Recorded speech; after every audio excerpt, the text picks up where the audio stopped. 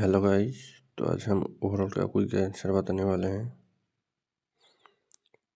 तो ओवरऑल का quick answer बताने से पहले हम सबसे पहले स्ट्रिंग का क्लेम कर लेते हैं। ये मेरा स्ट्रिंग का भी क्लेम हो चुका है, इसको कट कर देंगे।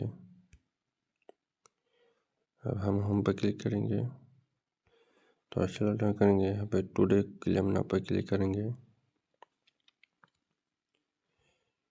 ये भी क्लेम हो चुका है। अब उसके बाद हम मेंशन पर क्लिक करेंगे। मेंशन पर क्लिक करने के बाद यहाँ पे डेली क्विज पर क्लिक करेंगे। डेली क्विज पर क्लिक करने के बाद यहाँ पे स्टार्ट टुडे क्विज पर क्लिक करेंगे। और यहाँ पे आंसर बताने से पहले अभी तक आपने हमारा आरबी अर्निंग चैनल को सब्सक्राइब नहीं किया तो सब्सक्राइब कर लो, क्योंकि हर दिन आपको सुबह इसी चैनल पे कुछ आंसर मिलेगा। और ऐसा कुछ आंसर है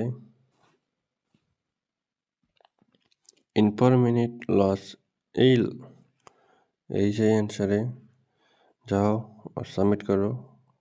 तो मिलते हैं नेक्स्ट वीडियो पर। तब तक के लिए ta-ta bye bye, take care. और वीडियो अच्छा लगे तो एक जरूर से लाइक कर देना।